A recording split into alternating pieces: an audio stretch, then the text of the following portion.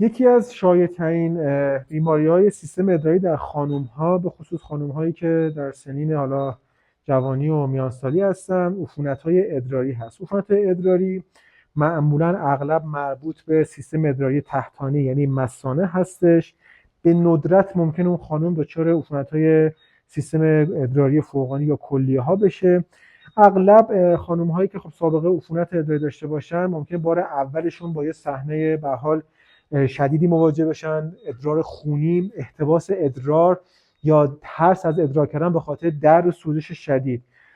عملا هر خانومی که در سن میانسالی و حالا نوجوانی باشه، از نظر جنسی فعال باشه، تجربه عفونت رو خواهد داشت.